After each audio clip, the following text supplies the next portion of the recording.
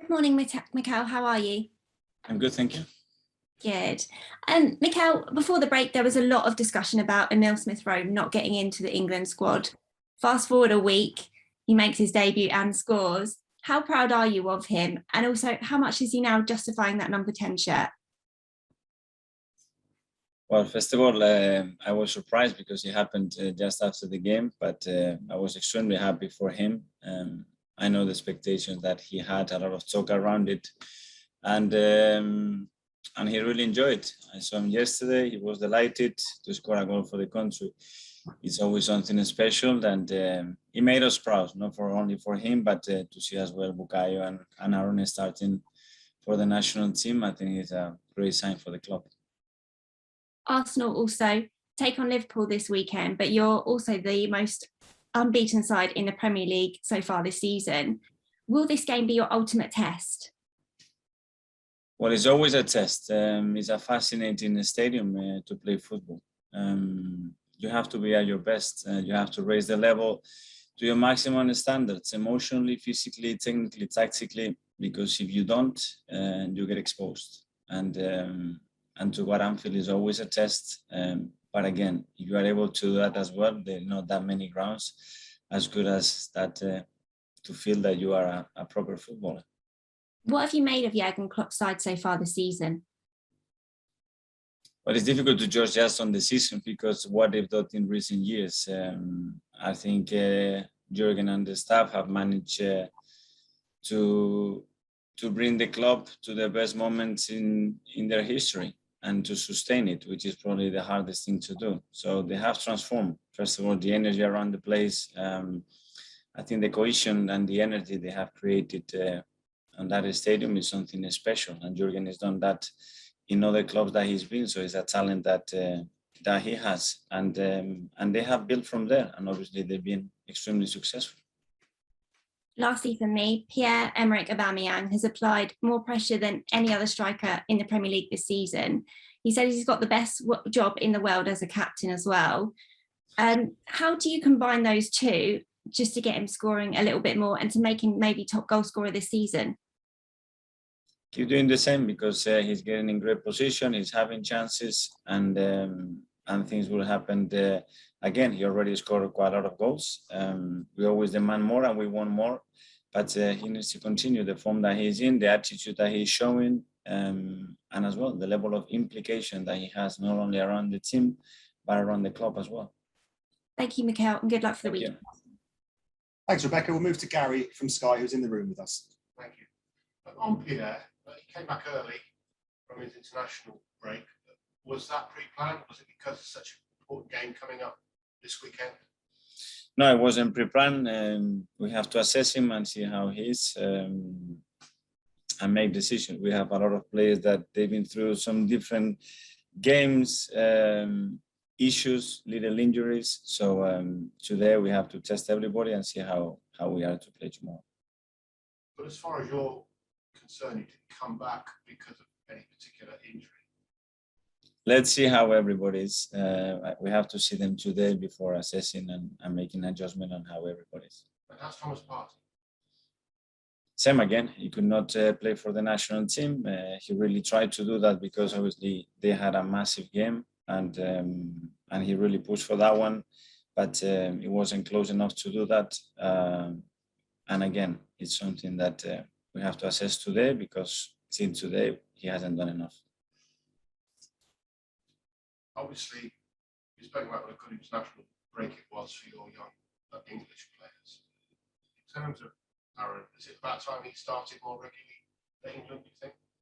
I don't know. He was given the chance, and I think he took the chance, and he shows the progress and the quality that he's shown in their performances. Because at the end, they trusted him to put that shirt on and start for England, which is a big thing. So I'm delighted for him. Congratulations on your form. Spoken about the unbeaten run, the number of wins in that unbeaten run. Is that a real boost going into such a big game? Can you tell that your players are now really confident and feel that they can go to Anfield and achieve something? They are confident. They are in a good form. but they know that every game is different, and we have to go game by game. And this is a long run. The Premier League is such a long competition, and you're going to have different moments. But obviously, we want to maintain the moment, maintain the form, and the best to do it is just perform at the highest level, which is what you have to do in the Premier League, and for sure at Anfield, to go there and win the game. How much of an incentive is it? Not that you need an incentive, of course, but if the result does go your way, you go into the top 4. Well, that would be the objective. The standards that we have to show in this club, the ambition is every day to win the game. It doesn't matter where you play, you have to prepare the game to win it. And that's the way we're going to do it, to go to Anfield and get the results. Has the target for the team changed in the past 2.5 months because of this run that you've been on? I mean, can you now even think beyond the top 4, top 3, top 2, top 1? The target is always linked to the expectations of this club, which is to be the best. Always to be the best. It doesn't matter where you compete, who do you compete, in what moment or what project you are. It's always that demand, and that should not change because it's attached to our culture, our ambition. And every player that is here has to be thinking that tomorrow is the most important day, and we have to win the game, and the rest will take care of themselves. But do you think it's a 3-horse race for the title, or could it now be a 4-horse race with Arsenal? I don't know what's going to happen. No one can predict it. This league has given a lot of surprises in recent years to everybody. So again, from our side, we know what we have to do. We know where we were, where we want to be, and the best way to do it is go day by game. Well, I've got 2 more actually very quickly. Last time Arsenal won at Anfield, they were twice, I think, in 2012, March and September. You were in the side both times. Maybe a bit of an omen there. I hope so. It's been a while, as you mentioned. So it's time to do it again. And I have experienced both winning and losing. And I know why you lose and why you lose matches at Anfield. And which is the mindset and emotionally the preparation that you need to go there convinced and make sure that you are at the races to compete on that stadium. And finally, from me, from a Rangers man, your view on their new head coach appointment? Well, obviously it was a surprise. First of all, as a Rangers fan as well, I must say that thank you so much to Stevie and the coaching staff for what they did for the club, because they turned the club around in such a difficult moment, and to manage to win the league in the way they did it, obviously was a big boost. Football is like that. People wants to move. People had other expectations, and now just I wish the best to Giovanni and the club and see what happens. Thanks, Gary. Move to George from the BBC. Thanks, Dan. Mikel, good morning. Why can't Arsenal teams win in the league at Anfield? What's been the reason for so many defeats in so many matches? Can you put your finger on it? Do you think it's in the players' heads? I don't know. Obviously, the quality of the opponent has a big say. It's not a coincidence. Last year as well, before we went to Old Trafford, it was I don't know how many years before we went to Stamford Bridge, the same. But first of all, you have to believe that you go there and you can beat them. That's the first thing. If somebody is not with that mindset, you should not put the shirts on and go to Anfield tomorrow. And then, as I said, you have to raise individually your game to your best, emotionally, physically, technically, and tactically. You have to be able to suffer in the right moments, because there are going to be moments that you're going to have to do that. And then as a team, you have to have very clear ideas of what you have to do on that pitch to beat that side. Do you believe you can beat them tomorrow? Yes. And what reasons? Is for all them reasons you said? All the reasons that I said, what I see, and because if not, there's no point traveling. And you always have to find the reasons to believe that your team can go there and beat them. Have you got a special plan to stop Mo Salah? We have a plan like every week with the strengths and weaknesses of every team that we have to minimize and expose the weaknesses that they have. And do you think this is possibly going to be Ramsdale, Ben White, Gabriel's toughest test since they've all been together with your new back four, that this is going to be their toughest test, isn't it? It's one of the toughest places to go in the league, that's for sure. For the environment, for the energy that the stadium creates, for the quality of the opponents, for the quality of the coach that they have, for many reasons. That's what they've been, where they've been in the last few years. But we know that, and we have to focus on what we can do and what we have to do. And you talk glowingly of Anfield. Is it your favourite stadium to play at? One of your favourite stadiums to manage at? What is it about it that you like so much?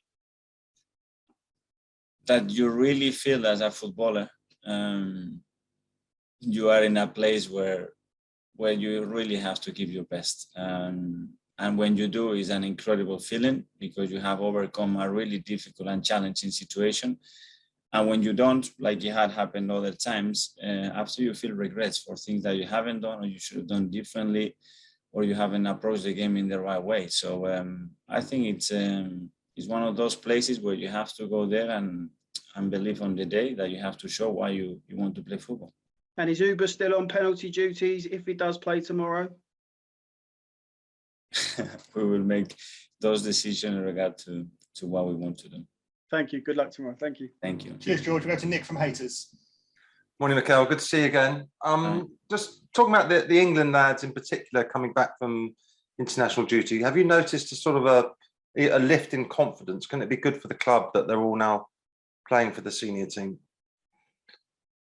Well, I see it as a reward, and in Emil's case, obviously, because it was his first time, and not only what he's doing on the pitch, but the maturity that he's showing to handle many different situations that have occurred very, very quickly for him in his career in the last few months. And I just see enjoyment and happiness. And obviously, for them to be bonding together in that environment, in that elite environment, I think it's very, very beneficial.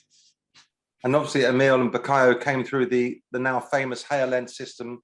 And before you've had Ainsley Maitland-Niles playing for England too. What did you know? How well did you know about the youth academy here before you came back as manager? And how important was it to you to know what was going on there? Well, I knew about it because of my time here as a player, and I've seen already some of the talent come through, and I play with some of them, and it's part of our identity to raise players. We have a great academy. We have coaches that deserve so much credit for the education that they're giving those players, and then for how they have been coached. And then it's about, like anybody, they need opportunities, they need game time to prove that they can do it at that level. When you were away at Manchester City, do people talk about the Arsenal Academy? Where does it rate compared to, say, City or Chelsea or Liverpool's academy? I cannot rate comparing to others. What I can say that I'm really happy and proud, and that this is not stopping here, that we have to continue to evolve it, to improve it, and keep providing players, because it's a huge boost for the club, and obviously because it's very beneficial for many aspects. When you're looking to improve the squad or the team, do you look to the transfer market first, or do you look to see who you've got coming through the ranks? Always in our system, but whether it's a player, whether it's a staff member, whether it's in any part of the club, we need some recruitment. First of all, we look inside what we have. Can we promote them? How they have the qualities to do it? And if we don't, then obviously we have to start the process outside our club. Okay, just a couple of quick questions on recruitment or squad size, etc. I saw that there was a story that Alex Lacazette might be offered a one-year contract before January. Is that right? What's happening there? I don't know. There is so much talk. What I can say is I'm really happy with what Laka is doing at the moment. And I said that we're not going to be talking about any of that till the end of the season. Okay. And last year you had a bit of a sort of a clear out, bit of a change around in January. And I also saw reports coming from from Egypt rather, that Mohamed El Neni might be released, his contract terminated at the beginning of the year. Is that right? Again, I cannot go. Again, I'm really happy with Mo. You know, I will be discussing individually of the players, and it's not time to do so. Okay, Nick. Thanks anyway. Thanks for your time. Thank you. That ends the broadcast section, guys. We'll now move on.